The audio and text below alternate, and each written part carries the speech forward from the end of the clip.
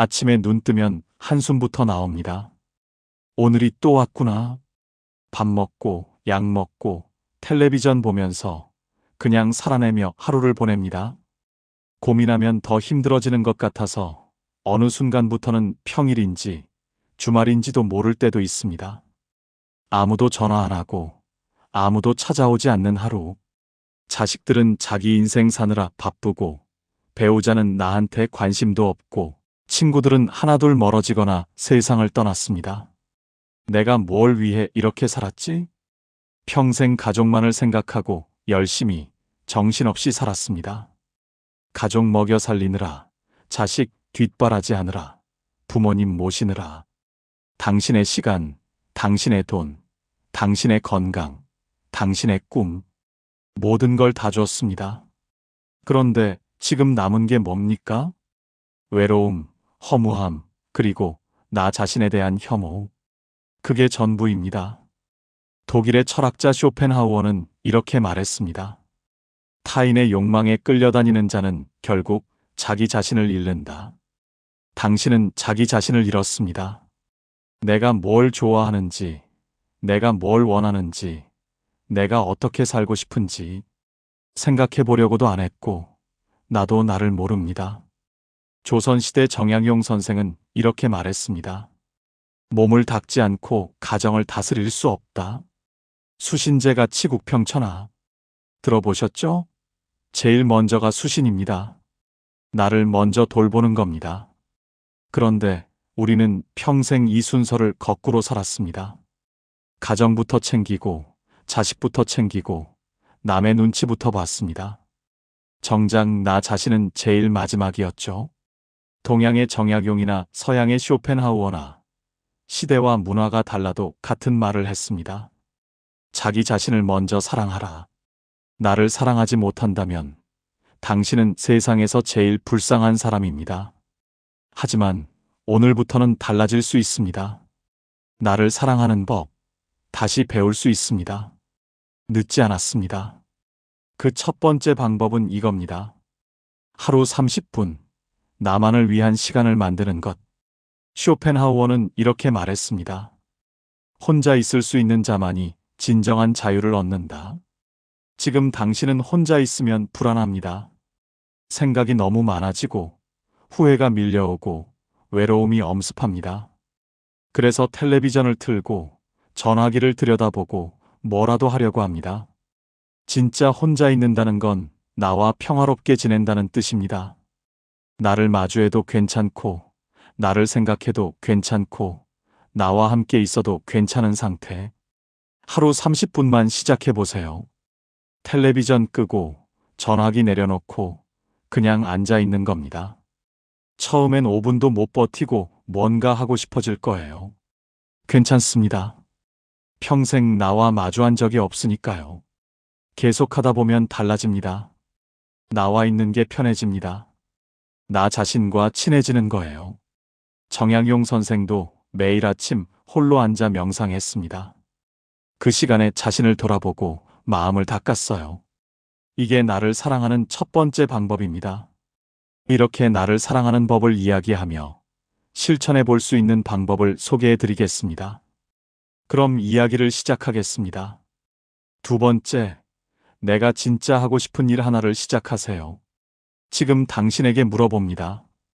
당신이 진짜 하고 싶은 게 뭔가요? 글쎄, 별로 생각해 본 적이 없는데. 이렇게 대답하시는 분들 많습니다. 평생 남의 욕망만 줬다 보니 내 욕망을 잊어버린 겁니다. 쇼펜하우어는 이렇게 말했습니다. 인간의 불행은 자신이 원하는 것을 모르는 데서 시작된다. 당신이 불행한 이유는 가난해서도 늙어서도 혼자여서도 아닙니다. 내가 뭘 원하는지 모르기 때문이에요. 가족이 원하는 건 알아요. 자식이 바라는 것도 알고요. 근데 정작 나는 뭘 원하는지 모릅니다. 그러니 지금부터라도 찾아보세요. 작은 것부터 시작하면 됩니다. 산책하고 싶으신가요? 하세요. 책 읽고 싶으신가요? 읽으세요. 그림 그리고 싶으신가요? 그리세요. 노래 부르고 싶으신가요? 부르세요. 이 나이에 뭘 새로 시작해요? 하실 수 있어요. 이 나이니까 시작하는 겁니다. 더 늦으면 정말 못해요. 70대 되면 더 힘들고 80대 되면 몸이 안 따라줍니다. 정약용 선생은 유배지에서 18년을 보내면서도 책을 쓰고 공부하고 제자를 가르쳤습니다. 60대가 넘은 나이에도요. 그는 자신이 하고 싶은 일을 했습니다. 그게 그를 살아있게 만들었어요. 어떤 분은 이렇게 말씀하세요. 지금 와서 뭘 해도 늦었어요.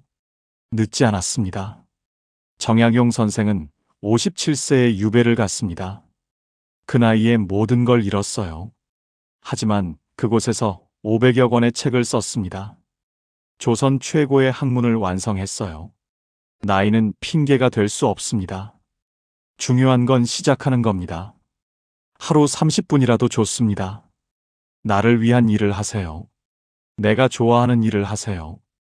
그게 나를 사랑하는 두 번째 방법입니다. 세 번째, 가족에게 기대하는 것을 내려놓으세요. 쇼펜하우어는 이렇게 말했습니다. 기대는 불행의 어머니다. 명절에 자식들 올 거라고 기대하면 안 오면 상처받습니다. 전화 올 거라고 기대하면 안 오면 서운합니다. 내 건강 챙겨줄 거라고 기대하면 안 챙겨주면 화가 납니다. 기대가 클수록 실망도 큽니다. 생각해 보세요. 자식들도 힘듭니다. 요즘 젊은 사람들 얼마나 힘든지 아세요? 집값은 하늘 높은 줄 모르고 애 키우는데 돈은 얼마나 드는지, 회사에서는 언제 잘릴지 모릅니다. 그들도 살기 바쁩니다. 그러니 그들에게 기대하지 마세요. 연락 안 와도 괜찮고, 명절에 안 와도 괜찮고, 내 건강 안 챙겨줘도 괜찮습니다. 그들은 그들 인생을 사는 겁니다. 정약용 선생은 이렇게 말했습니다. 부모가 자식에게 베푼 것은 은혜가 아니라 돌이다. 당신이 선택해서 낳았고, 당신이 선택해서 키웠어요. 자식은 그걸 갚을 의무가 없습니다. 이렇게 생각하면 마음이 편해집니다. 자식이 찾아오면 고맙고, 안 와도 괜찮고, 전화 오면 반갑고, 안 와도 섭섭하지 않고, 기대를 내려놓으세요. 그게 나를 사랑하는 세 번째 방법입니다. 네 번째, 나만의 작은 루틴을 만드세요. 지금 당신의 하루는 어떤가요? 아침에 일어나는 시간도 제각각, 밥 먹는 시간도 대충, 자는 시간도 들쭉날쭉. 하루가 흐물흐물합니다. 쇼펜하우어는 이렇게 말했습니다. 규칙적인 생활은 자유의 적이 아니라 자유의 기초다. 루틴이 있어야 자유가 생겨요.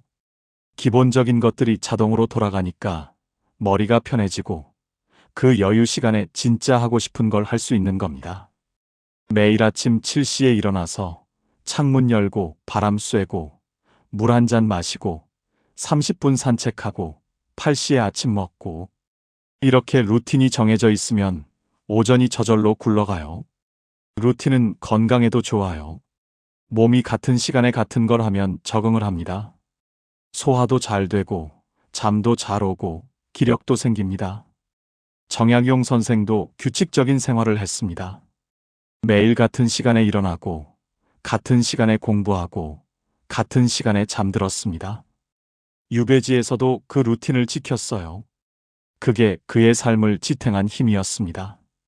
처음엔 힘들 수 있어요. 하지만 한 번에 다 바꾸려고 하지 마세요. 이번 주는 아침에 일어나는 시간만 정해보세요. 다음 주는 산책 시간을 추가하고, 그 다음 주는 책 읽는 시간을 넣고, 이렇게 하나씩 추가하는 겁니다. 한 달만 하면 루틴이 몸에 뱄니다. 그럼 하루가 달라집니다. 흐물흐물한 하루가 아니라 내가 주도하는 하루가 됩니다. 루틴을 만드세요. 그게 나를 사랑하는 네 번째 방법입니다. 다섯 번째, 매일 나에게 좋은 말을 해주세요. 아침에 일어나서 거울 보면서 이렇게 말해보세요. 오늘도 잘 살았어. 나는 충분히 가치 있는 사람이야. 나는 사랑받을 자격이 있어. 쑥스러우시죠? 괜찮습니다. 처음엔 다 그래요. 이걸 계속하면 내가 나를 대하는 태도가 바뀝니다. 지금까지 당신은 스스로에게 너무 가혹했어요. 나는 왜 이 모양이야? 나는 왜 이것밖에 못해? 나는 정말 쓸모없어. 이런 말들 하셨잖아요. 쇼펜하우어는 이렇게 말했습니다. 자기 자신과 평화롭게 지낼 수 없는 자는 세상 어디를 가도 평화를 찾을 수 없다. 나와 내가 편해야 세상이 편해집니다. 나를 사랑해야 남도 사랑할 수 있어요. 지금까지 당신은 거꾸로 살았습니다. 남부터 사랑하고 나는 나중에. 이제 순서를 바꾸세요. 나부터 사랑하고 그 다음이 남입니다. 정약용 선생은 매일 저녁 자신을 돌아보며 반성했습니다. 하지만 자책이 아니었어요. 오늘 이 부분은 잘했고 내일은 이렇게 하면 되겠다 하는 식이었죠. 당신도 그렇게 하세요. 자책하지 말고 격려하세요. 아침에 거울을 볼 때마다 이렇게 말해보세요. 오늘도 수고했어. 잘 살았어. 나는 괜찮은 사람이야. 처음엔 어색할 겁니다. 하지만 일주일만 하면 익숙해집니다. 한 달만 하면 습관이 됩니다. 그러면 당신이 달라집니다. 거울 속 자신이 싫지 않게 됩니다. 나 자신이 미워지지 않습니다. 매일 나에게 좋은 말을 해주세요. 그게 나를 사랑하는 5번째 방법입니다. 다시 한번 정리해보면, 첫째, 하루 30분, 나만을 위한 시간 만들기. 둘째, 내가 진짜 하고 싶은 일 하나 시작하기. 셋째, 가족에게 기대하는 건 내려놓기. 넷째, 나만의 작은 루틴 만들기. 다섯째, 매일 나에게 좋은 말 해주기. 이 5가지만 하셔도 당신의 인생이 달라집니다. 거창한 게 아니에요. 작은 것들입니다. 하지만 이 작은 것들이 쌓이면 큰 변화가 옵니다. 당신은 지금까지 충분히 잘 살아오셨습니다. 가족을 위해, 자식을 위해, 모두를 위해. 이제는 당신이 당신을 위해 살 시간입니다. 나를 사랑하는 법을 잊어버렸다고요? 괜찮습니다. 지금부터 다시 배우면 됩니다. 쇼펜하우어는 말했습니다. 인생의 전반부는 남을 위해, 후반부는 자신을 위해 살아야 한다. 당신은 이미 전반부를 충분히 잘 살았습니다. 이제 후반부를 시작할 시간이에요. 정약용 선생은 유배지에서 가장 힘든 시간을 보낼 때도 자신을 사랑하는 법을 잊지 않았습니다. 매일 자신을 돌보고, 자신과 대화하고, 자신에게 좋은 것을 주려고 노력했습니다. 그게 그를 살아있게 만들었어요. 당신도 할 수 있습니다. 오늘 하루 당신을 위한 시간 30분만 만들어 보세요. 그게 시작입니다. 내일은 당신이 하고 싶은 일 하나를 해보세요. 모레는 가족에게 기대했던 것 하나를 내려놓아 보세요. 하나씩 천천히. 그렇게 하다 보면 어느새 당신은 당신 자신을 사랑하고 있을 겁니다. 더 이상 내가 제일 싫다는 말을 하지 않을 겁니다. 더 이상 세상에서 제일 불쌍한 사람은 나다라고 생각하지 않을 겁니다. 거울을 보면서 이렇게 말할 수 있을 겁니다. 나는 충분히 가치 있는 사람이야. 나는 사랑받을 자격이 있어. 나는 나를 사랑해. 오늘이 당신 인생의 새로운 시작입니다. 오늘부터 당신은 당신을 위해 살 수 있습니다. 이 영상이 조금이라도 위로가 되셨다면 구독과 좋아요 부탁드립니다. 당신의 남은 인생이 당신을 위한 시간으로 채워지길 바랍니다. 감사합니다.